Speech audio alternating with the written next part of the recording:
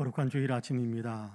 새해 들어서 두 번째 맞이하는 주일인데 오늘도 예배당에서 또 있는 처소에서 마음을 모아 하나님께 예배하는 모든 사랑하는 성도님들에게 하나님의 놀라우신 은혜와 크신 평강의 역사가 풍성하게 임하시기를 간절히 소망합니다. 이제 우리 함께 감사하는 마음으로 영광 올려드리기 원하는 마음으로 함께 하나님께 예배드리겠습니다. 조용한 기도 드리겠습니다.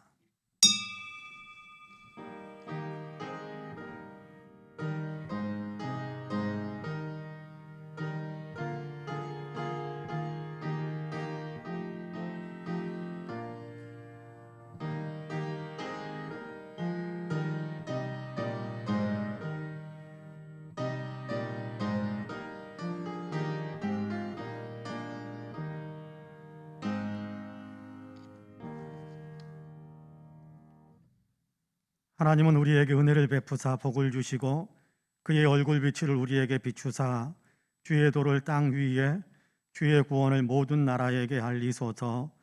하나님이여, 민족들이 주를 찬송하게 하시며 모든 민족들이 주를 찬송하게 하소서. 하나님이 우리에게 복을 주시리니 땅의 모든 끝이 하나님을 경외하리로다. 은혜로우신 하나님 감사합니다. 거룩한 주일을 저희에게 허락하시고 구원의 기쁨과 감사의 마음을 가지고 하나님께 예배할 수 있게 하시니 참으로 감사합니다. 예배하는 이 시간 주님께서 친히 임재하여 주시사 홀로 영광을 받아주시고 주님을 영화롭게 하기 위하여 예배의 마음을 모으고 있는 사랑하는 모든 성도들에게 하나님의 은혜를 더 충만하게 내려 주옵소서. 감사드리며 예수님의 이름으로 기도하옵나이다. 아멘. 함께 일어나셔서 찬송가 14장으로 우리 주님을 찬양하시겠습니다.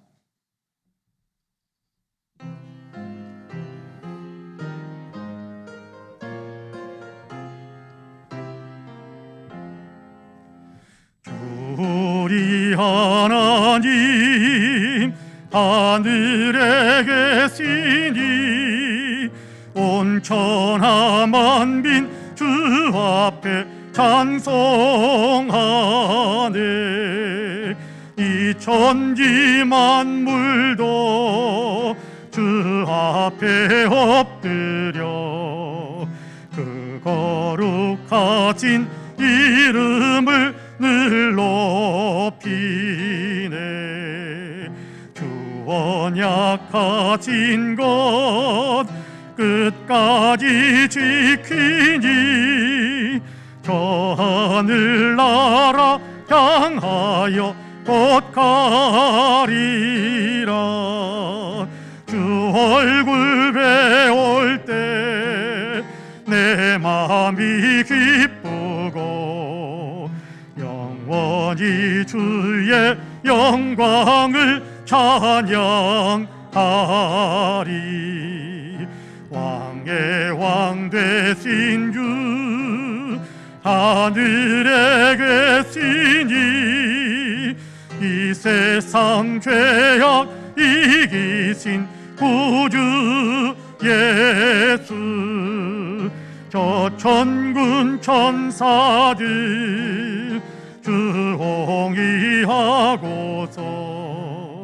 무성도 함께 영원히 늘 섬기네. 성삼위일체께 승리한 무리들 다 기쁜 소리 높여서 감사드려. 창조주 하나님 내 주님 되시니 주 앞에 나도 엎드려 경배하네. 아멘.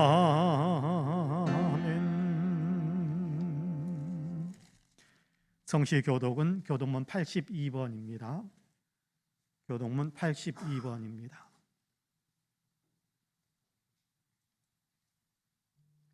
너희 안에 이 마음을 품으라. 그는 근본 하나님의 본체시나 오히려 자기를 비워 종의 형체를 가지사 자기를 낮추시고 죽기까지 복종하셨으니 곧 십자가에 죽으심이라.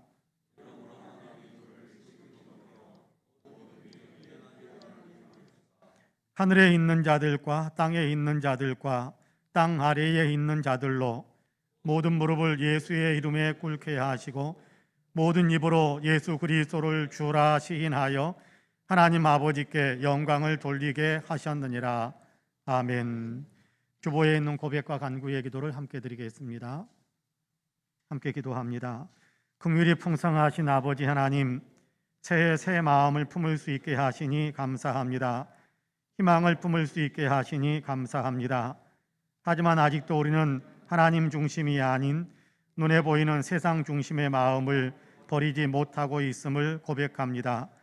하나님을 의지하며 꿈을 키우는 것이 아니라 눈에 보이는 것으로 인해 낙심하는 마음을 더 키우고 있습니다. 하나님의 뜻에 따라 의와 평화를 사랑하는 것이 아니라 세상 가치에 따라 재물에 대한 욕심을 더 키우고 있습니다. 영원한 하나님 나라를 소망하는 마음보다 이 땅에서 좋은 것 누리는 것을 더 바라고 있습니다. 그러다 보니 주님 앞에 엎드리는 시간도 갖지 않고 주님께서 뭐라고 말씀하시는지에 대해서도 별 관심이 없이 살고 있습니다. 오 주님, 불쌍히 여겨 주시옵소서. 성령으로 깨우쳐 주시사 무엇이 중요한지를 분명히 알게 하여 주시옵소서. 아멘. 개인의 고백과 간구를 하나님께 드립니다.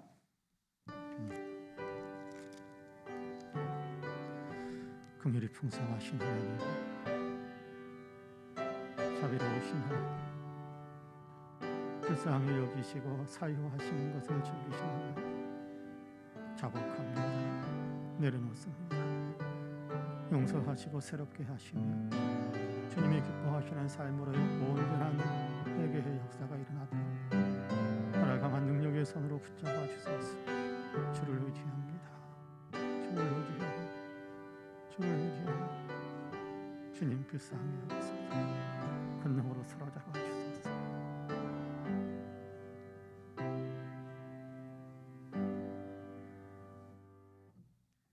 그가 우리를 흑암의 권세에서 건져내사 그의 사랑의 아들의 나라로 옮기셨으니 그 아들 안에서 우리가 속량 곧 죄 사함을 얻었도다 라는 말씀에 의지하여 하나님께서 그분의 외아들 예수 그리스도 안에서 저와 여러분 우리 모두의 죄를 다 속량하여 주셨음을 주님의 이름으로 선포합니다.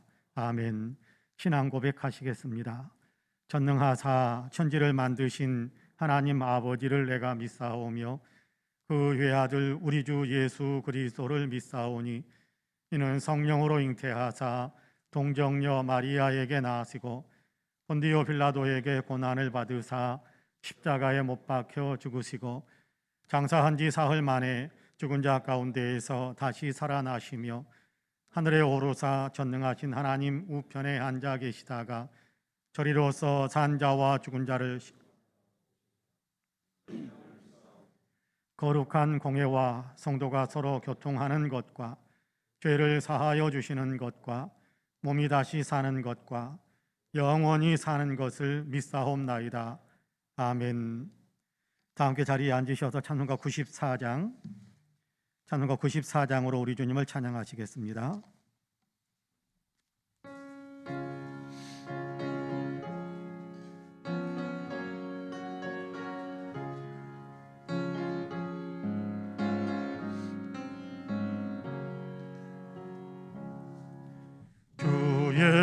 예수보다도 귀한 것은 없네.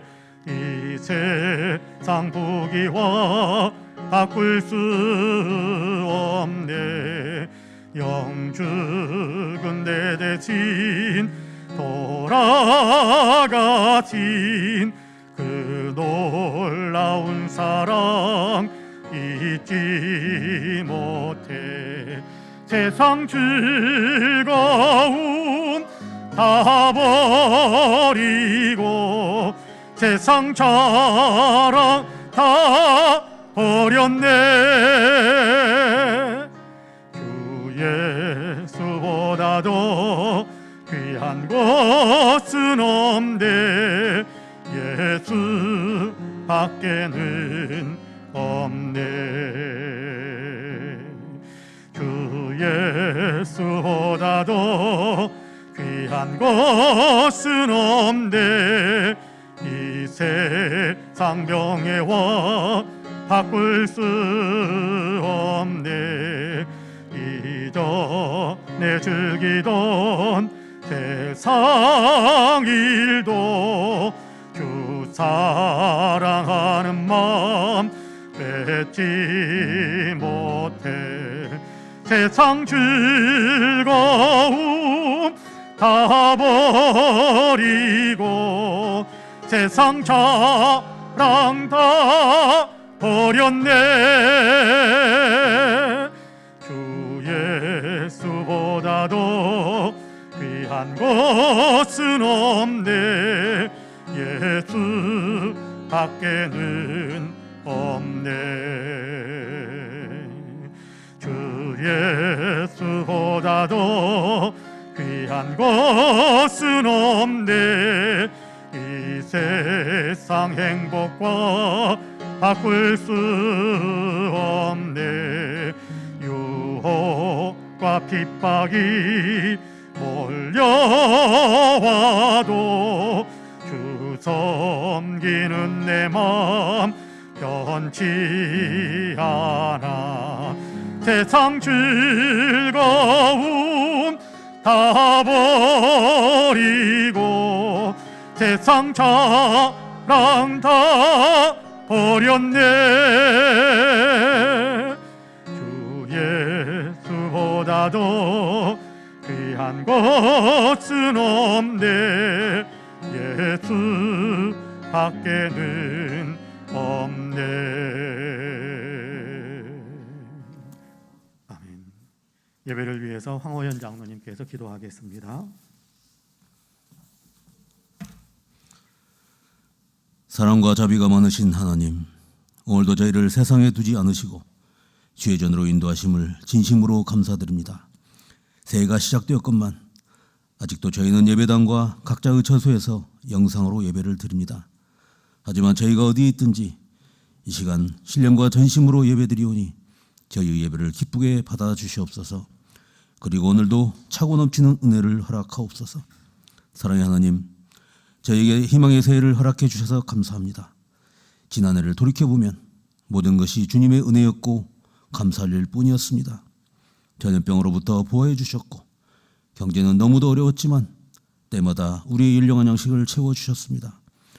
주께서 맡기신 일에 열심을 내지도 못했지만 주님께서 저에게 결실을 많이 허락하셨습니다.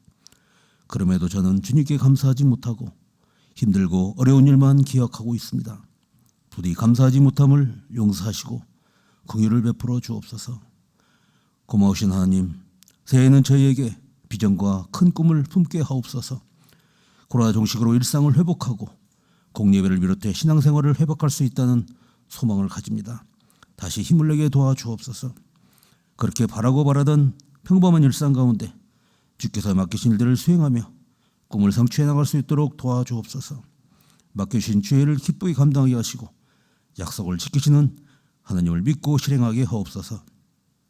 우리 대한민국을 사랑하시어 우리 역사를 주관하시는 하나님, 3월 9일에는 우리나라 향후 5년 동안 아니 그 이상으로 큰 영향을 미칠 아주 중요한 선거, 제20대 대통령을 뽑는 선거가 있습니다.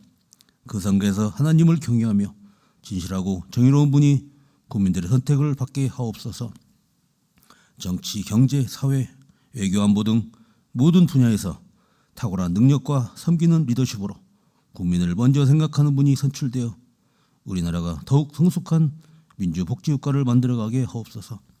그리고 무소불위 검찰 권력을 청산하고 적폐 언론들의 개혁을 이루게 하시고 어렵고 소외받는 사람들도 행복하며 당당히 생활하는 사람 사는 대한민국을 만들어가게 하옵소서. 세계 열방들과의 외교 관계에서도 구력 외교가 아니라 우리가 당당하게 협상을 주도하는 강한 우리나라가 되게 하옵소서. 또한 한국의 교회를 깨워주시고 한국교회가 복음에 바로 서게 하옵소서. 그리고 교회가 하느님의 복음 사역을 잘 감당하여 우리 민족이 모두 구원의 축복을 받게 하옵소서. 다시 한국교회가 예수님의 가르침을 따라 살며 본이 되고 모범이 되어 예전처럼 사회로부터 존경과 칭찬을 받는 역사가 있게 하여 주옵소서. 우리 교회가 주의 사명을 잘 감당하여 큰 은혜를 받게 하시고 이 은혜를 우리 이웃에게 나누어주는 송파 은혜교회가 되게 하옵소서. 새해에는 우리 교회가 말씀과 찬양과 기도가 살아있는 예배 공동체로, 예수님의 향기를 나타내는 제자 공동체로, 믿지 않는 영혼들을 살려내는 선교 공동체의 역할을 잘 감당하는 우리 교회가 되게 하옵소서. 또한 올해는 원치 않은 질병이나 사고로 고통받는 성도들이 질병에서 해방되게 하시고, 연약한 분들이 새 힘을 얻어 건강한 몸으로 날고 뛰며 하나님을 찬양하게 하옵소서. 물질적인 어려움에서 벗어나 풍족함을 누리게 하시고, 영적으로 아픔을 겪고 있는 영혼은 주님의 음성을 듣고 회복하는 복을 허락하옵소서. 우리 모든 성도들이 진정 행복하고 영혼이 잘되고 범사가 잘되며 강건하게 하시고, 성도들 간에 서로 섬기며 사랑을 베푸는 우리 교회가 되게 하옵소서. 사랑의 하나님, 오늘도 주님의 기쁜 소식을 사모합니다. 그 귀한 말씀 들고 단위에 서신 우리 박지희 담임 목사님, 오늘도 생명의 말씀을 선포하게 하시어 주님의 약속을 의지하고 믿고 내일의 희망을 품으며 새 힘을 얻게 하옵소서. 또한 주님께 충성 헌신하고 있는 주의 백성들을 기억하시어 올 한 해도 아무도 알 수 없는 큰 기쁨과 넘치는 복의 복을 허락하옵소서. 주님의 은혜 사모합니다. 주의 사랑 고맙습니다. 이 모든 말씀 축복의 새해를 열어주신 우리 주 예수님 이름으로 간절히 기도드립니다. 아멘.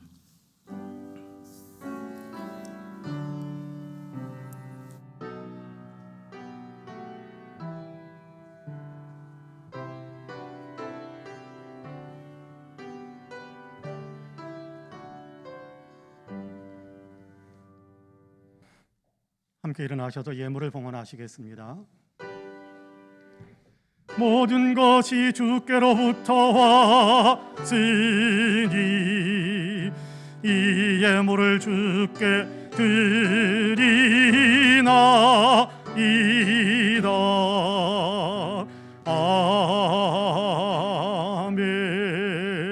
아멘. 참 좋으신 하나님, 우리에게 베푸신 은혜와 사랑과 축복을 생각하며 감사로 영광 올려드리는 예배를 드리면서 하나님께서 우리에게 허락하신 것들 가운데 거룩하게 구별하여 귀한 예물로 주님께 봉헌합니다.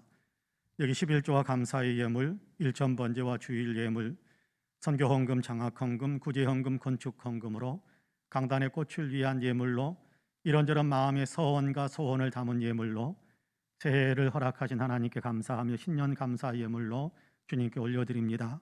주님 향기롭게 흠양해 주옵시고 하나님의 권능의 손으로 친히 붙드셔서 하나님의 영광을 드러내며 복되고 아름답게 쓰임받게 하여 주옵소서.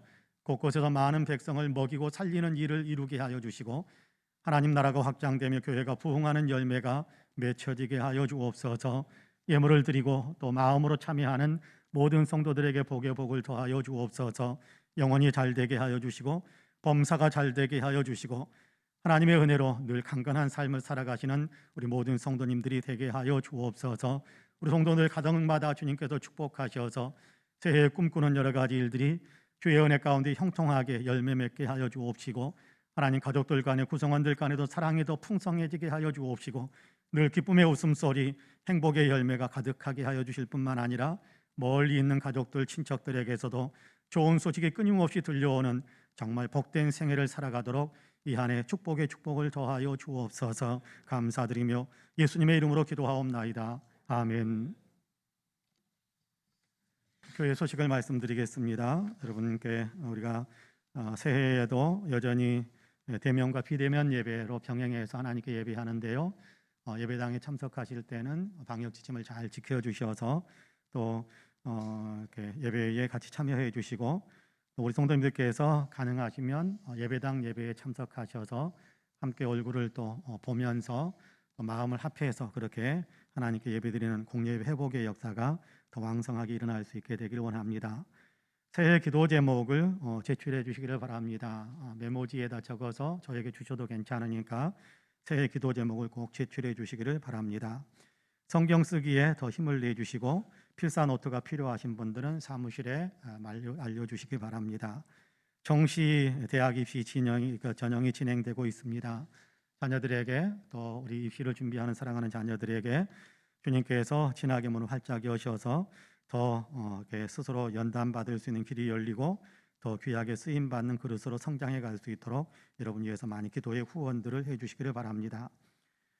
전국 남신도회 그리고 서울 동연합회 지회인데요. 전국 남신도회 지회 서울 동연합회 총회가 오늘 오후 3시에 우리 교회 예배당에서 이 자리에서 있게 됩니다. 우리 황호연 장로님이 아마 이번에 서울 동연합회 회장으로 추대되시는 것 같습니다. 축하해 주시고 또 혹시 시간이 되시는 분들은 오후에 많이 참석하는 것은 권하지 않습니다. 안내하고 또 오는 손님들을 영접해 주는 일에 참여해 주시면 좋겠습니다. 지난 주일에 정채님 권사님의 소천 소식을 말씀을 드렸었는데요. 그동안에 우리 장례를 치르는 동안에 우리 성도님들께서 위로해 주시고 또 격려해 주셔서 감사하다라는 그런 마음으로 서점열 장로님, 유수님 권사님, 서경열 장로님, 김연옥 집사님 가정에서 떡과 음료를 준비해서 예배 후에 아마 예배당을 나가실 때 각 개인에게 나누어 드릴 텐데 드시면서 그 가정에 하나님의 위로가 더하도록 또 기도해 주시면 감사하겠습니다. 이번 주간에 생신 맞으신 분들이 있습니다. 김용화 권사님, 전윤아 성도님, 이경욱 권사님이신데 여러분 축복하는 박수 한번 해주시면 좋겠습니다. 네. 축하합니다. 네, 축복합니다. 이상 교회 소식을 말씀드렸습니다. 이제 오늘 우리에게 주신 하나님의 말씀을 봉독합니다. 마태복음 3장입니다. 마태복음 3장 13절에서 17절까지의 말씀입니다.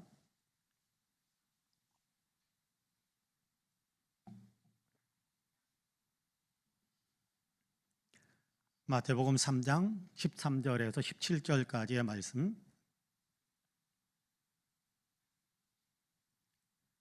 하나님의 말씀을 봉독합니다. 이때에 예수께서 갈릴리로부터 요단강에 이르러 요한에게 세례를 받으려 하시니 요한이 말려 이르되 내가 당신에게서 세례를 받아야 할 터인데 당신이 내게로 오시나이까. 예수께서 대답하여 이르시되 이제 허락하라. 우리가 이와 같이 하여 모든 의를 이루는 것이 합당하니라 하시니 이에 요한이 허락하는지라. 예수께서 세례를 받으시고 곧 물에서 올라오실새 하늘이 열리고 하나님의 성령이 비둘기같이 내려 자기 위에 임하심을 보시더니 하늘로부터 소리가 있어 말씀하시되 이는 내 사랑하는 아들이요 내 기뻐하는 자라 하시니라. 아멘. 이 말씀에 큰 은혜가 있기를 원합니다. 할렐루야. 옆에 분들과 눈으로만 인사 한번 할까요? 하나님이 당신을 참 사랑하십니다. 인사 한번 합시다. 하나님이 당신을 참 사랑하십니다. 나도 당신을 사랑합니다. 네, 당신 참 괜찮은 사람입니다. 한 번 더 인사합니다. 네, 감사합니다. 교회력으로 오늘은 주현절 후 첫 번째 주일이면서 주님의 수세주일, 다시 말하자면 주님께서 세례 받으신 것을 기념하는 주일로 그렇게 지키고 있습니다. 교회력이라는 말을 제가 종종 사용했습니다. 그럼에도 불구하고 아마 생소하게 느껴질 수도 있을 텐데요. 교회력이라는 말은 예수 그리스도의 생애의 행적을 1년 주기로 한번 이렇게 돌아보는 이렇게 기회를 갖도록 그렇게 교회가 만든 그런 어떤 달력이다라고 생각하시면 되겠습니다.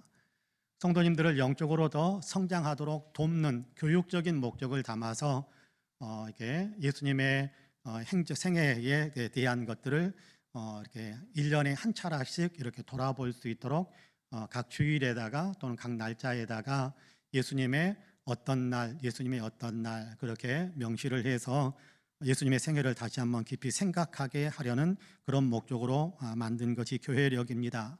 성경은 아닙니다. 그러나 성경의 내용이 적용된 그런 달력입니다. 우리가 보통 사용하는 달력은 해를 중심으로 한 양력의 달력을 사용하지요. 거기에 달을 중심으로 한 음력의 날짜가 명시되기도 합니다. 교회력이라는 말은 예수 그리스도의 생애를 기준으로 하는 기독교 교회가 사용하는 달력이다, 그렇게 생각하시면 되겠습니다. 성탄절, 부활절, 성령 강림절 등등의 교회의 절기는 다 교회력에 따른 그런 구분입니다. 일반 달력에는 나오지 않는 겁니다. 그러니까 교회에 어떤 사용하는, 교회가 정하는 어떤 교회에 사용하는 그런 달력이지요. 그동안 한국 교회는 성탄절, 부활절 중심으로만 교회력을 많이 이렇게 적용을 했었지요. 근데 조금 더 이렇게 적용한 것이 대림절과 성탄절을 묶어서 교회력을 지켰고, 또 사순절과 부활절을 그렇게 적용을 해서 교회력을 지키기도 했습니다. 사용하기도 했습니다. 그리고 다른 교회력에 대해서는 한국 교회는 거의 무시하고 있었던 것이 사실입니다.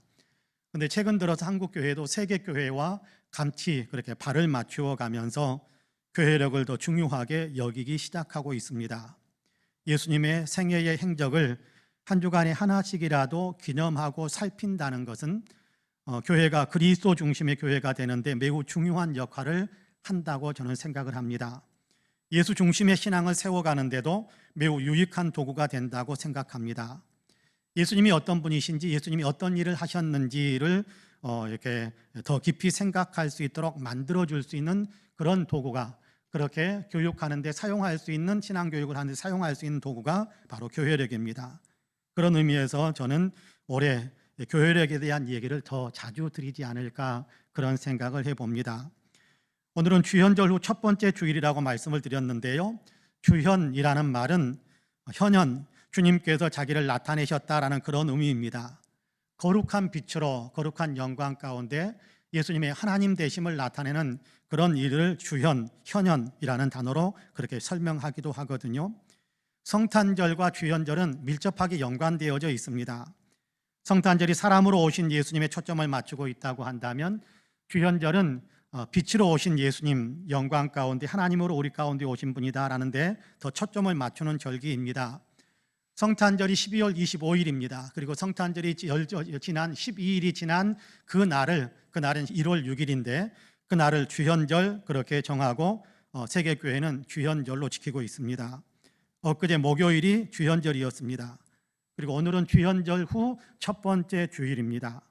오늘은 주현절 후 첫 번째 주일이자 주님의 수세주일, 주님이 세례 받으신 것을 기념하며 주님의 세례 받으심에 담겨진 신학적이고 신앙적인 의미가 무엇인지를 생각하고 그 내용들을 우리의 삶에 적용하여 우리의 영성 함양에 도움을 받기를 원하는 그런 주일이기도 합니다.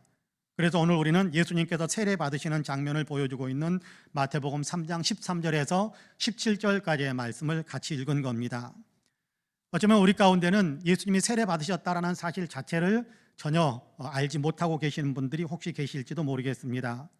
그런가 하면 예수님의 십자가와 부활만 중요한 것이지 무슨 세례 받으신 것이 뭐 그렇게 중요하다고 그렇게 세례 받으니 수세주일, 세례 받으신 것을 기념하는 주일 그렇게 지킨단 말인가라고 생각하시는 분이 혹시 계실지도 모르겠습니다.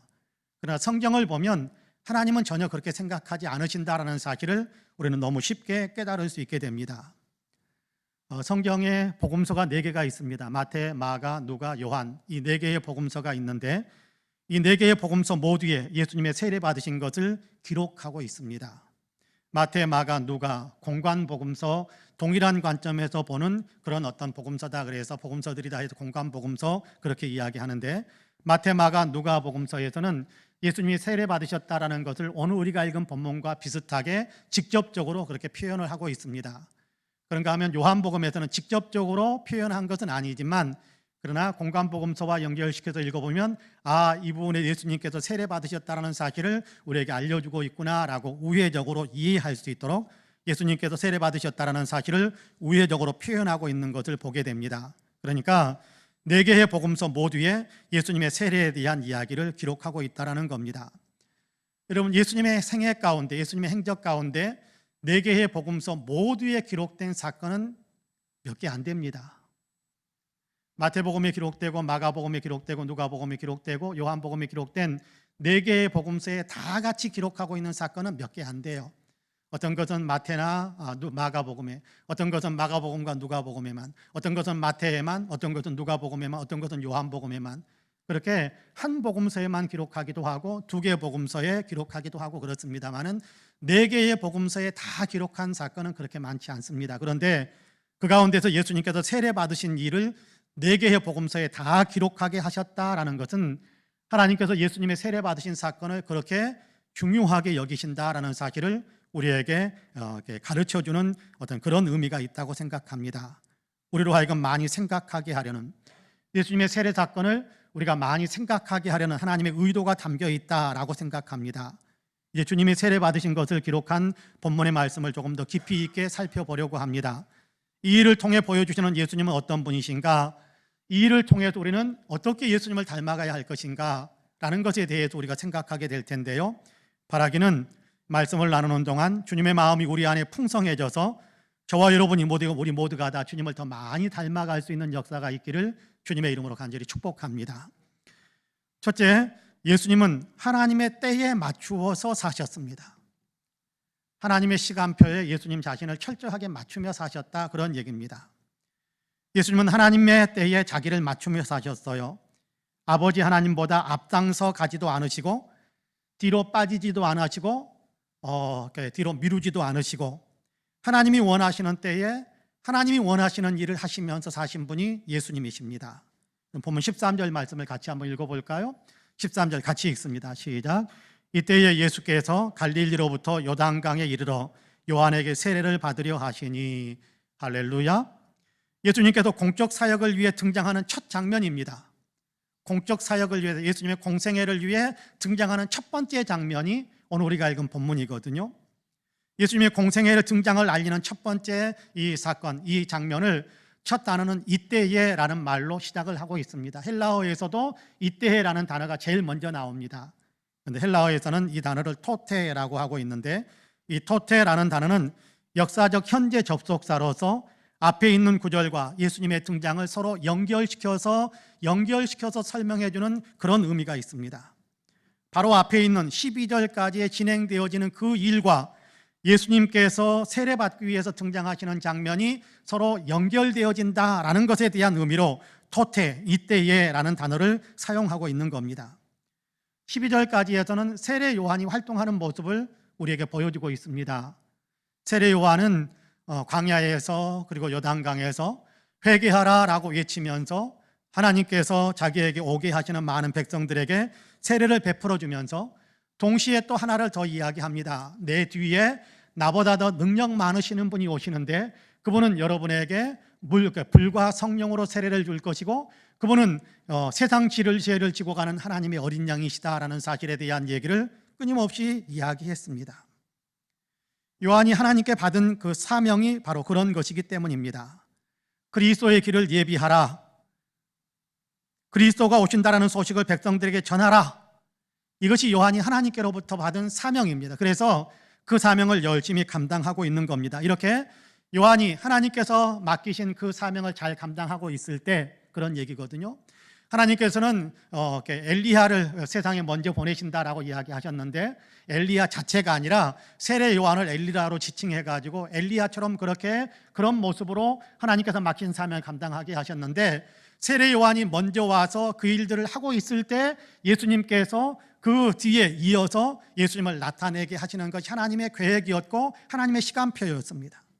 바로 그런 때 세례 요한이 하나님께서 맡기신 사명을 열심히 감당하고 있을 바로 그때에 하나님께서 예수님을 공적으로 등장하게 하시니까 예수님이 이때에 자기 자신을 나타내고 있는 겁니다. 그동안은 30년이 넘는 세월을 갈릴리 나사렛 조그만 마을에서 예수님은 은둔하신 채 기다리고 계셨습니다. 하나님께서 나서라라고 하실 때까지는 나서지 않고 그냥 기다리고 계신 겁니다. 기다리라라고 할 때는 기다리다가 나서라라고 하실 때 하나님께서 나서라고 하시니까 예수님은 지금 등장하고 있는 겁니다. 이때에 그렇게 하고 있는 겁니다. 그렇습니다.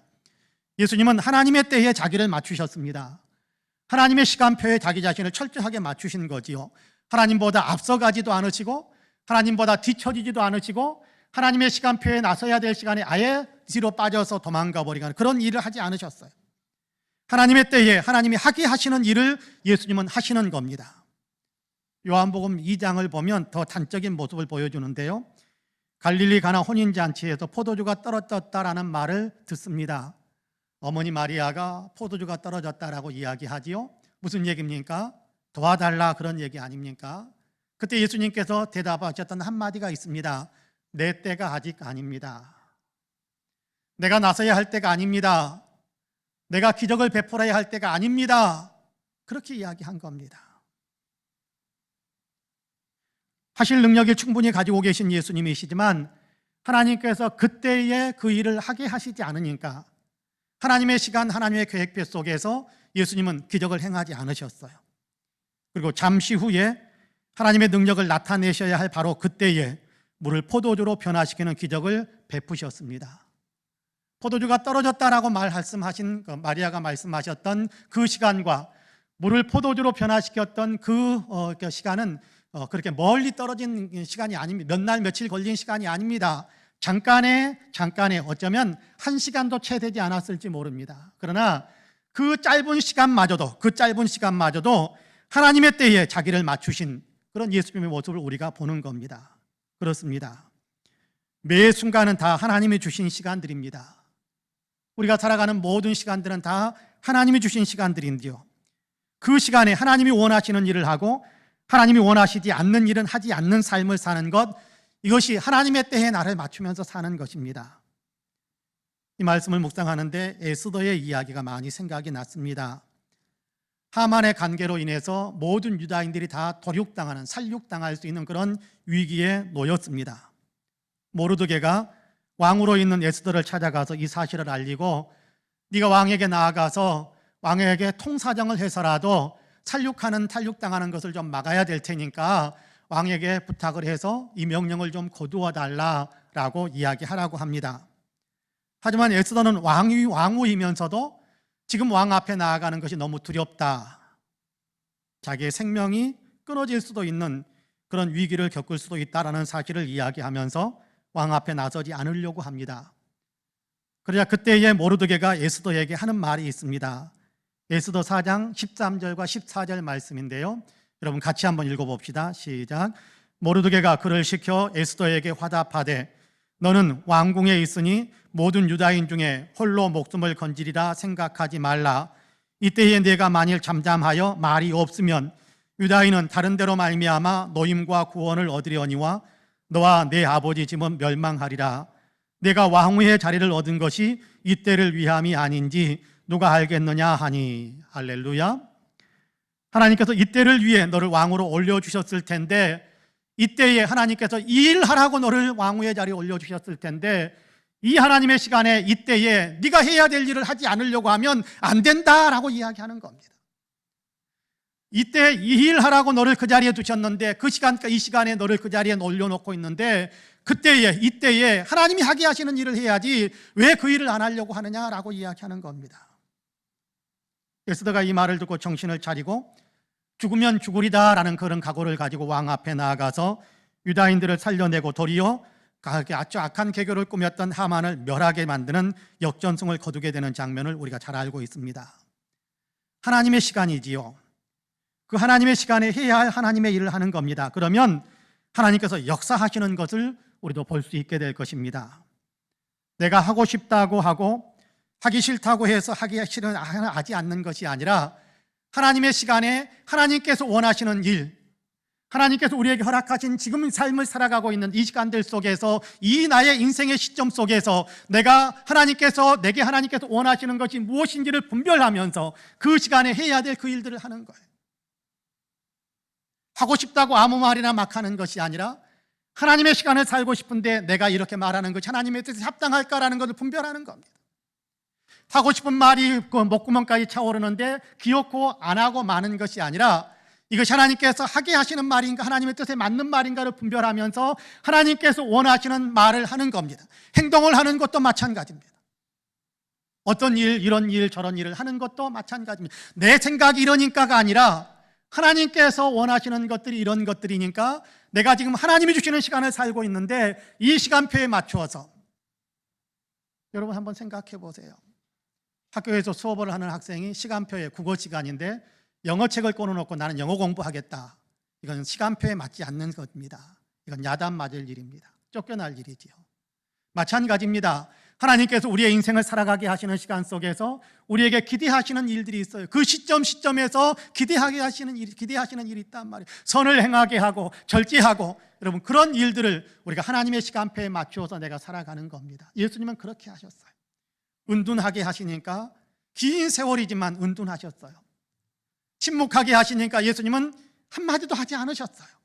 공생의 하나님의 나라에 대해 한마디도 하지 않으셨어요. 그러나 하나님께서 일어나게 하시니까 먼 거리, 갈릴리에서부터 요단강 먼 거리를 달려와서 예수님은 자신을 나타내시는 겁니다. 하나님의 시간표에 하나님께서 원하시는 일을 하시는 거지요. 여러분, 이것이 예수님이 우리에게 보여주는 그런 모습인데요, 우리에게도 그런 모습이 있게 되기를 간절히 원합니다. 하나님께서 하라고 하시는 일을 하고 하나님께서 하지 말라고 하는 일은 하지 않는 거지요. 하나님의 시간표 속에서 하나님께서 그 시간에 하게 하시는 그 일을 하는 것입니다. 그 시간에 하지 못하게 하는 일들은 하지 않는 겁니다. 그러는 겁니다. 그렇습니다.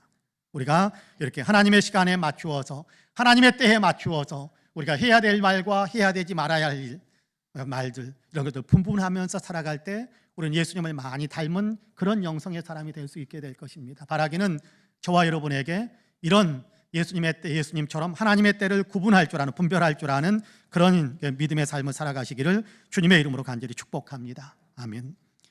둘째는, 예수님은 하나님의 의를 이루기 위해서 사셨습니다. 예수님은 하나님의 의를 위해서 사셨어요. 하나님께서 옳게 여기시는 일을 하셨습니다. 하나님의 뜻에 순종하며 사신 겁니다. 본문 13절에서 15절까지의 말씀을 같이 한번 읽어보겠습니다. 같이 읽습니다. 시작. 이때에 예수께서 갈릴리로부터 요단강에 이르러 요한에게 세례를 받으려 하시니 요한이 말려 이르되 내가 당신에게서 세례를 받아야 할 터인데 당신이 내게로 오시나이까. 예수께서 대답하여 이르시되 이제 허락하라. 우리가 이와 같이 하여 모든 의를 이루는 것이 합당하니라 하시니 이에 요한이 허락하는지라. 할렐루야. 예수님께서 세례를 받겠다면서 요단강으로 이렇게 요한을 찾아왔습니다. 공생의 첫 등장이지요. 하지만 요한은 자기가 예수님께 세례를 받아야 할 형편인데 어떻게 내가 예수님께 세례를 베풀 수 있겠느냐며 못하겠다고 완강하게 거절합니다. 이때 요한이 베푸는 세례는 죄를 회개하게 하기 위한 세례거든요. 이것은 오늘날 교회에서 베푸는 세례와도 다른 그런 세례입니다. 오늘날 교회에서 베푸는 세례는 예수 믿는 사람들에게 예수님의 이름으로 죄 용서함을 받았다라는 사실을 확인시키는 그런 의미의 세례를 교회는 베풀고 있습니다. 그런데 요한의 세례는 용서를 위한 것이 아니라, 용서 받았음을 확인시키기 위한 것이 아니라 죄를 회개하도록 하게 하기 위한 세례입니다. 죄인이 회개하는 마음으로 세례를 받는 거지요. 그런데 예수님은 죄가 없으신 분 아닙니까? 죄가 없으신 분이 무엇 때문에 회개의 세례를 받으시겠습니까? 죄가 없으신 분이 무엇 때문에 요한의 세례를 받아야 한단 말입니까? 이유가 없습니다. 그래서 요한이 할 수 없다, 그럴 수 없다라고 말하는 것은 맞는 일이지요. 이때 예수님께서 하신 말씀이 15절 중간에 있는데 이렇게 말씀하지요. 이제 허락하라. 우리가 이와 같이 하여 모든 의를 이루는 것이 합당하니라. 그렇게 말씀하고 있습니다. 내가 회개해야 되니까 나에게 세례를 베풀어라, 그렇게 이야기하는 것이 아닙니다. 내가 죄가 있기 때문에 나에게 세례를 베풀어야 한다라고 이야기하는 것이 아닙니다. 예수님은 죄 때문에 세례 받으려고 하시는 것이 아닙니다. 예수님이 세례 받으시려고 하는 이유는 하나님의 의를 이루기 위해서다, 그렇게 말씀하고 있습니다. 하나님의 의, 헬라어로는 디카요시네라고 되어 있습니다. 하나님께서 옳게 여기시는 것, 또 하나님께서 사람들에게 요구하시는 올바름, 그런 의미로 해석할 수 있는 단어입니다. 하나님께서 원하시는 일이기 때문에, 하나님께서 요구하시는 일이기 때문에, 하나님께서 하라고 하시는 일이기 때문에 창조자이신 하나님이신 예수님께서 피조물인 요한에게 가가지고 머리를 숙이면서 세례를 베풀어 달라고 하는 겁니다. 하나님께서 원하시는 일이기 때문에 요한에게 세례를 받고 하나님이 원하시는 일을 이루어 드려야겠다라고 이야기하는 겁니다. 하나님께서 예수님을 세상에 보내신 것은 사람들과 같이 되어서 사람들을 구원하게 하기 위해서거든요. 예수님은 그래서 세례 받아야 될 사람들과 똑같은 입장이 되는 겁니다. 마땅히 세례를 받아야 되는 사람들과 똑같이 되신 거지요. 하나님께서 원하시기 때문에 순종하려고 그렇게 하는 것입니다. 복음서를 보면 예수님은 자기가 십자가에 달려 죽으실 것을 가리켜서도 내가 받아야 할 세례라고 표현하기도 하셨습니다. 자기의 죽음을 통해 사람들을 구원하기 원하시는 하나님의 뜻에 내가 순종해야 되는 사람이다, 나는 순종하기 위해서 이 땅에 왔다, 나는 순종하는 삶을 살겠다라고 이야기하시는 것이 내가 받아야 할 세례 그렇게 표현하는 그 말 속에 담겨져 있습니다. 그렇습니다. 예수님은 하나님의 뜻, 하나님의 의, 하나님이 요구하시는 그 일에 온전히 순종하시는 삶을 사신 겁니다. 하나님이 원하시는 삶을 사신 거지요. 열왕기상 17장을 보면 유다 땅에 기근이 심하게 들었을 때 하나님의 사람 엘리야가 하나님의 지시하심을 받아서 시돈 땅 사르밧으로 가게 됩니다. 하나님의 말씀대로 그곳에서 한 과부를 만나게 되는데, 하나님께서 만나게 될 것이다라고 말씀하신 그대로 만나게 되는데, 하나님께서 말씀하신 말을 믿고 엘리야는 그 여인에게 떡 한 덩이를 달라고 요청합니다. 여인은 자기에게는 떡이 한 덩어리도 없고 떡이 전혀 없고 자기에게는 이제 마지막으로 남아있는 밀가루 한 움큼이 있을 뿐이다.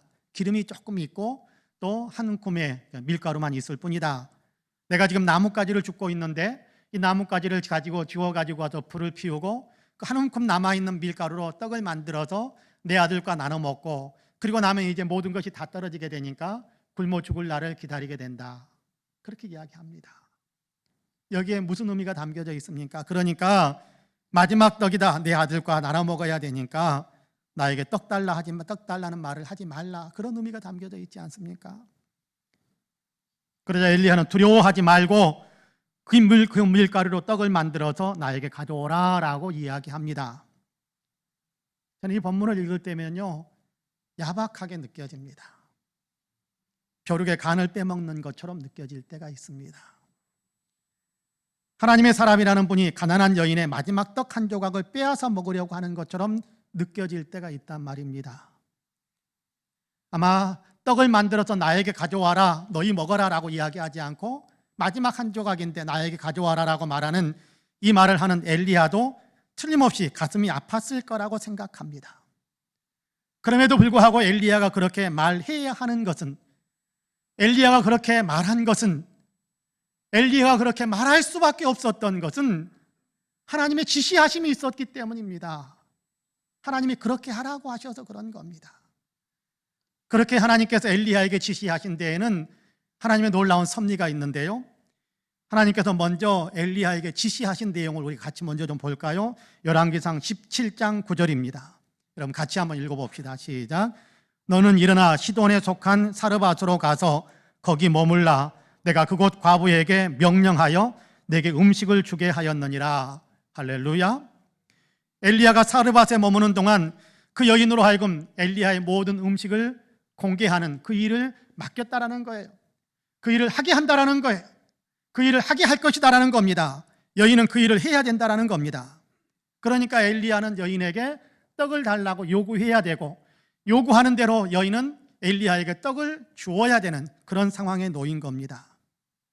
엘리야는 하나님께서 말씀하신 대로 떡을 달라고 했고, 여인은 하나님께서 원하시는 일이기 때문에 떡을 만들어 주는 겁니다. 여러분, 그랬더니 어떻게 된 줄 아십니까? 이어지는 열왕기상 17장 15절과 16절 말씀입니다.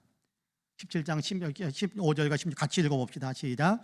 그가 가서 엘리야의 말대로 하였더니 그와 엘리야와 그의 식구가 여러 날 먹었으나 여호와께서 엘리야를 통하여 하신 말씀같이 통의 가루가 떨어지지 아니하고 병의 기름이 없어지지 아니하리라. 할렐루야. 밀가루통에 밀가루가 떨어지지 않았답니다. 한 움큼밖에 없었는데 그걸 가지고 하나님의 사람이 시킨 대로 떡을 만들어서 공개했더니 하나님께서 밀가루통에 밀가루가 떨어지지 않게 하고 기름병에 기름이 떨어지지 않게 만들었다라는 거예요. 하나님이 요구하시는 삶을 살았더니 하나님께서 책임져 주시는 인생이 된 겁니다. 하나님께서 원하시는 일에 순종했더니 하나님께서 풍요롭게 만들어 주신 겁니다. 엘리야는 하나님께서 자기에게 지시한 대로 이야기했어요. 여인은 하나님의 사람이 자기에게 하나님의 뜻이라고 전해준 그대로 이야기한 거예요. 합해서 하나님의 뜻을 이루어진 겁니다. 그랬더니 하나님께서 그들의 삶 위에 두 사람 모두에게 놀라운 은혜와 축복을 베풀어 주셨다라는 겁니다. 예수님은 하나님의 뜻을 순종하기 위해 세례를 받으시겠다라고 말씀하십니다. 예수님은 하나님의 뜻이기 위해 비참한 형편이 되지만 그러나 십자가를 지시겠다고 하십니다. 그런데 하나님께서 그 일을 통해서 세례받는 자기를 지극히 낮추면서 겸손해지신 예수님을 높여주시기도 하고 십자가를 지시기까지 비천한 상태에 내려가게 하셨지만, 그러나 하나님께서 예수님을 또다시 거기에서 높이시는 일을 만들어 주시는 것을 우리는 성경을 통해서 알고 있지 않습니까? 여기에도 우리가 얻는 교훈이 있습니다. 우리도 하나님의 뜻을 행하면서 살면 하나님께서 우리를 책임져 주신다라는 겁니다. 하나님께서 원하시는 대로 우리가 살면 하나님께서 우리의 생애에 함께 하신다라는 겁니다. 하나님께서 축복하신다라는 겁니다. 하나님의 의를 추구할 때 때로는 아픔을 겪을 수도 있고 고통을 겪을 수도 있습니다. 서러움을 당할 수도 있고 수치를 당하는 일이 일어날 수도 있습니다. 그럼에도 하나님의 뜻에 순종하기 원하시는 것이 하나님의 마음입니다. 하나님의 의, 하나님이 우리에게 요구하시는 올바른 삶의 내용이라는 거예요. 그럴 때 하나님께서 그것을 보시고 하나님의 은혜로, 하나님의 축복으로 역사하신다라고 우리에게 가르쳐 줍니다. 바라기는 저와 여러분 우리 모두도 하나님이 요구하시는 삶, 하나님의 뜻에 온전히 순종하는 삶을 살아갈 수 있게 되기를, 그런 분명한 삶의 어떤 중심을 가지고 살아갈 수 있게 되기를 주님의 이름으로 간절히 축복합니다. 마지막으로 예수님은 하나님이 인정해 주셨습니다. 하나님께서 예수님을 인정해 주셨어요. 예수님의 삶을 하나님이 인정하신 겁니다. 하나님은 예수님을 기뻐하신다, 그렇게 표현해 주십니다. 보면 16절과 17절 말씀을 같이 한번 읽어볼까요? 16절과 17절 같이 읽습니다. 시작. 예수께서 세례를 받으시고 곧 물에서 올라오실새 하늘이 열리고 하나님의 성령이 비둘기같이 내려 자기 위에 임하심을 보시더니 하늘로부터 소리가 있어 말씀하시되 이는 내 사랑하는 아들이요 내 기뻐하는 자라 하시니라. 할렐루야. 예수님께서 요단강에서 세례를 받고 강언덕 위로 올라오셨습니다. 그러자 하늘이 열리고 성령이 비둘기같이 예수님께 임하셨습니다. 그리고 또다시 하늘에서 하나님의 소리가 들려왔습니다. 이는 내 사랑하는 아들이요 내 기뻐하는 자다. 성령이 임하고 하나님의 소리가 들려온 겁니다. 예수님은 성령으로 잉태되신 분이기 때문에 성령으로 충만하신 분입니다. 또다시 성령으로 충만해져야 되는 그런 이유가 없습니다. 이미 성령으로 충만한 분이십니다. 예수님은 이미 하나님의 아들이시기 때문에 지금 이 시간에 너 이제 내 아들이야 라고 하시는 말씀을 드려야 될 이유가 없습니다. 그럼에도 불구하고 지금 성경은 예수님께서 세례를 받고 올라오실 때 성령이 임하고 또 하늘에서 내 아들이요 내가 기뻐하는 자다라는 하나님의 소리가 들렸다라고 말씀하고 있습니다. 이것은 예수님을 위해서라기보다는 그 자리에 있는 사람들을 위해서 들려주시는 주님의 음성, 그리고 이것을 기록해서 오늘 성경을 읽고 있는 우리에게 들려주시기 위해서 들려주시는 말씀이다라고 저는 생각을 합니다. 예수님께서 성령이 비둘기같이 임하심으로 예수님은 새로운 창조자, 구원을 창조하신 분이심을 나타내 보여주신 것이고, 비둘기가 상징하는 것처럼 온화하고 평화로운 왕으로 오신 분이심을 나타내 주신 거지요. 하나님께서 친히 소리를 들려주신 것은 이 예수님이 참으로 하나님의 아들, 하나님이 기뻐하시는 분이시다라는 사실을 예수님 옆에 있는 모든 사람들이 알게 하고 우리도 하여금 알게 하는 겁니다. 여러분 여기요 17절에 보면 이는 내 사랑하는 아들이요 그렇게 이야기하거든요. 이는, 여기 이는이라는 얘기는 너는 이라는 말은 아닙니다. 너는 이라고 했으면 예수님께 직접 하시는 말씀이지만 이는 이라는 얘기는 여러 사람들이 있을 때 소개하는 말이, 이 사람은 소개하는 말이에요. 주변에 많은 사람들이 있는데 그 사람들에게 하나님께서 소개하는 거예요. 이 사람은 내 아들이야. 하나님이 그렇게 말씀하시는 겁니다.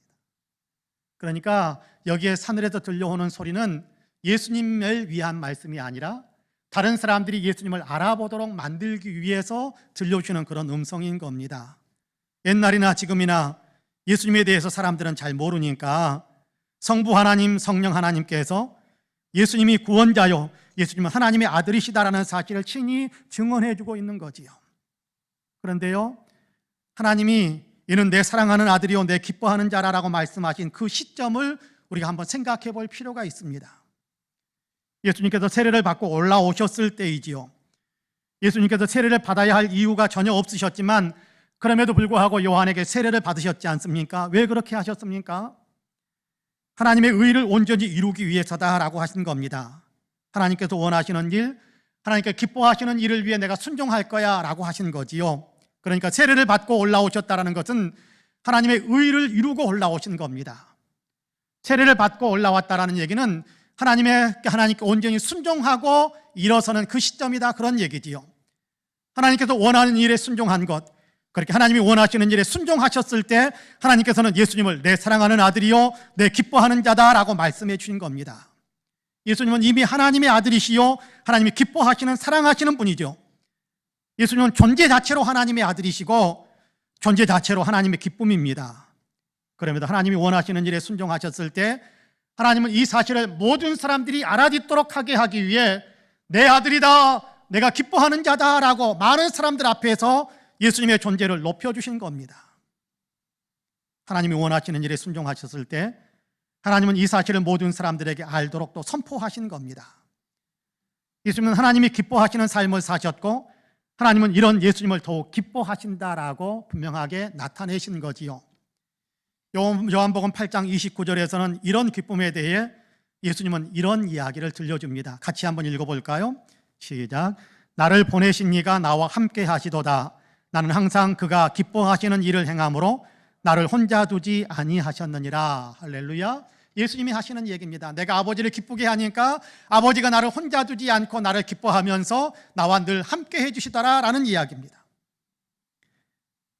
아버지의 뜻에 순종하니까 하나님께서 예수님을 홀로 두지 않고 늘 동행하고, 하나님을 기쁘시게 해드리니까 하나님께서 성령의 충만함으로 성령의 역사로 동행하시는 삶을 살아주시더라라는 겁니다.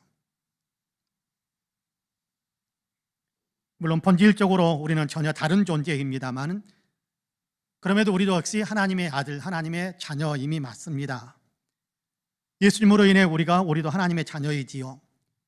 스바냐 3장을 보면 하나님께서는 우리의 존재 자체로 즐거워하신다, 그렇게 말씀합니다. 스바냐 3장 17절 말씀 여러분 같이 한번 읽어볼까요? 너의 하나님 여호와가 너의 가운데에 계시니 그는 구원을 베푸실 전능자이시라. 그가 너로 말미암아 기쁨을 이기지 못하시며 너를 잠잠히 사랑하시며 너로 말미암아 즐거이 부르며 기뻐하시리라 하리라. 할렐루야. 하나님께서 우리의 존재 자체를 즐거워하시고 기뻐하신다, 그렇게 말씀하는 겁니다. 자녀이기 때문에 존재 자체만으로도 하나님은 우리를 기뻐하십니다. 그런데요, 존재만으로도 하나님의 기쁨이 되시는 예수님이 하나님의 뜻에 온전히 순종하시니까 더욱 기뻐하시며 더욱 영광스럽게 높여주고 계신다라는 사실을 우리가 성경을 통해서 보고 있지 않습니까? 우리도 그렇게 될 수 있습니다. 우리도 하나님이 기쁘시고 하나님이 원하시는 뜻에 순종하면서 살면 하나님이 우리를 기뻐하시지만 우리를 더욱 기뻐하시고 여러 사람들 앞에서 하나님이 내가 너를 기뻐한다라는 사실을 드러내시는 일들을 만들어 주신다라는 겁니다. 구약 성경을 보면 가장 유명한 사람 가운데 한 사람이 다윗이 아닌가 그런 생각을 합니다. 물론 아브라함도 다윗도 또 여러 선지자들 이야기 많이 나옵니다만은 그럼에도 불구하고 구약 성경의 다윗에 대한 성경의 기록은 하나님께서 기록하게 하신, 감동을 주셔서 기록하게 하신 그 내용은 우리에게 굉장히 큰 도전을 줍니다. 저는 다윗의 생애를 읽으면서 한마디로 다윗의 생애를 요약한다면 하나님이 함께 해주시는 사람, 그렇게 정리해 볼 수 있겠다라는 생각을 해봅니다. 하나님께서도 다윗에 대해서 그렇게 이야기하죠. 다윗이 하나님을 기쁘시게 하니까, 다윗이 하나님께 순종하는 삶을 사니까 다윗이 어디를 가든지 하나님께서 함께 하셔서 다윗으로 하여금 늘 승리하게 하셨다. 그것이 다윗의 생애의 요약입니다. 하나님을 기쁘시게 하는 삶을 사니까 하나님께서 다윗과 동행하시면서 어디에서든지 무슨 일을 만나든지 승리하게 하셨다라는 겁니다. 적군과 싸울 때도 승리하게 하시고, 정치 여러 가지 일들을 해나갈 때도 정치적인 승리를 하게 하시고, 민생을 돌볼 때도 민생의 모든 것들을 승리하게 하셔서 평화롭게 백성들을 잘 이끌게 하셨다라는 것을 성경을 통해서 우리에게 가르쳐주고 있습니다. 하나님께 순종하는 삶을 살았더니 하나님께서 그와 함께 하셔서 어디서든지 승리하게 만들어 주셨다라는 겁니다. 우리도 그렇게 할 수 있습니다. 항상 하나님이 동행해 주시는 사람, 항상 하나님께서 성령으로 충만하게 역사해 주시는 사람, 항상 주님의 권세로 승리하면서 나아가게 만드는 그런, 승리하면서 살아갈 수 있는 사람, 우리가 될 수 있다라는 거예요. 그 길이 어디에 있습니까? 하나님이 기뻐하시는 삶을 사는 데 있습니다. 내가 너를 기뻐하노라 라는 말씀을 들을 수 있는, 하나님이 기뻐하시는 삶이 무엇입니까?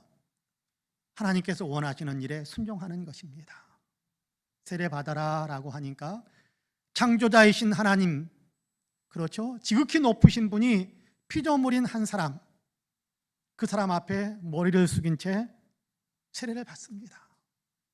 십자가를 져라 라고 하니까 자신이 창조한 사람들의 침뱉음을 당하고 채찍에 맞으면서 가시관을 쓰면서도 십자가를 지십니다. 하나님이 기뻐하시는 삶, 하나님께서 원하시는 삶에 순종하는 삶, 그래서 하나님이 기뻐하시는 삶을 사신 거지요. 세례를 통해서도 주님은 이 모습을 우리에게 보여주고 있습니다. 겸손하게 자신을 하나님의 뜻에 낮추면서 하나님이 하라고 하시는 일에 순종하면서 사는 모습이지요. 사랑하는 성도 여러분, 2022년 새해가 시작되고 있지 않습니까? 이 한 해를 우리 모든 성도님들이 승리하시기를 축복합니다. 인생의 승리는 그런데 우리의 힘만으로 되는 것은 아니잖아요. 하나님의 전능하신 능력으로 함께 해주실 때 우리의 인생은 승리하는 인생이 될 수 있는 줄로 저는 분명히 믿습니다. 하나님께서는 예수님의 세례 받으시는 장면을 통해서 우리에게 함께 해주시는 하나님께서 어떻게 함께 해주시는가, 어떤 사람에게 함께 해주시는가를 우리에게 분명하게 보여주고 있습니다.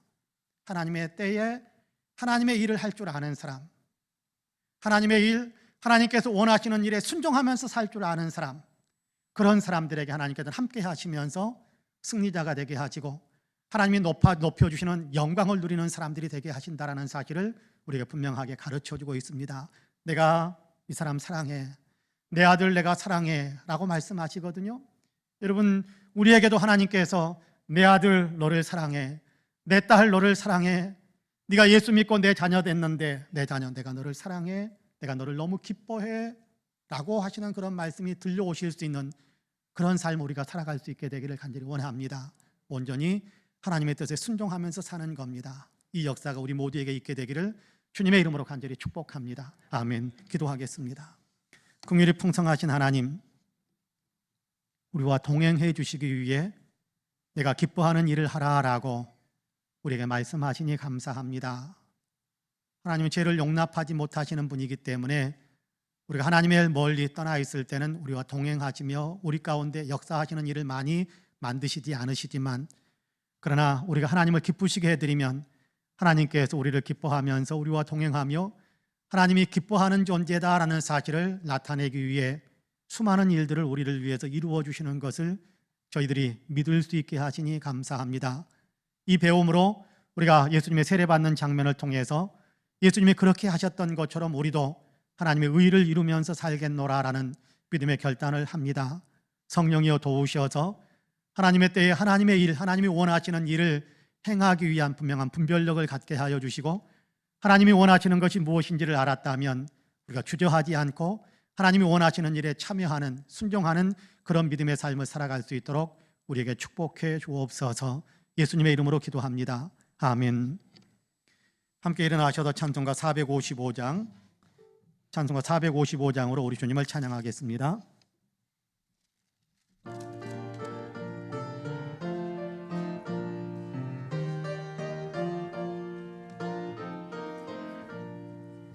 주님의 마음을 본받는 자, 그 마음의 평강이 찾아옴은 험악한 세상을 이길 힘이 하늘로부터 임함이로다. 주님의 마음 본받아 살면서 그 거룩하신 나도 이루리. 주 모습 내 눈에 안 보이며 그 음성 내 귀에 안 들려도 내 영혼 날마다 주를 만나 신령한 말씀 늘 배우도다. 주님의 마음 본받아 살면서 그 거룩하심 나도 이루리. 즐거움하여도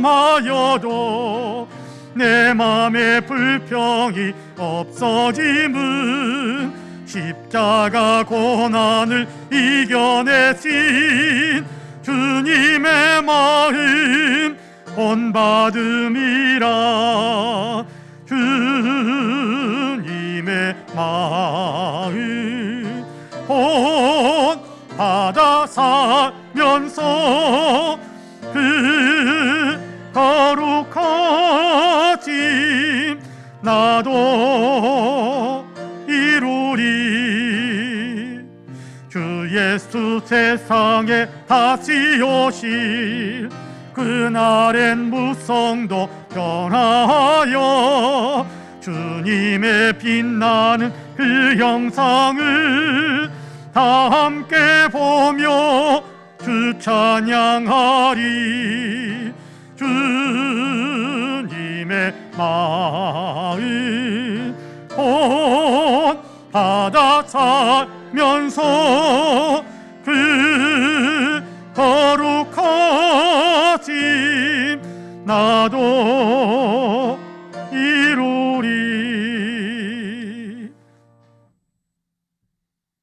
우리 구주 예수 그리스도의 은혜와 아버지 하나님의 놀라우신 사랑과 성령님의 감동 감화 충만케 역사하심이 거룩한 주일 예배로 하나님께 영광을 올려드리며 들려주시는 말씀에 따라 마음을 새롭게 무장하고 있는 사랑하는 모든 성도님들과 가정과 가족들, 행하시는 일들과 기도의 제목들 위에, 아름다운 신앙 공동체 우리 송파 은혜교회 위에, 특별히 외국에 있고 군문에 있고 출차 중이거나 병상에 누워있는 사랑하는 형제 자매들, 우리 명예 목사님이신 서달수 목사님, 이 나라 이 민족, 그리고 아직도 코로나로 인하여 극심한 어려움과 아픔을 겪고 있는 지구촌에 사랑하는 모든 형제 자매들 위에 이제로부터 영원토록 함께 하시기를 간절히 축원하옵나이다. 아멘.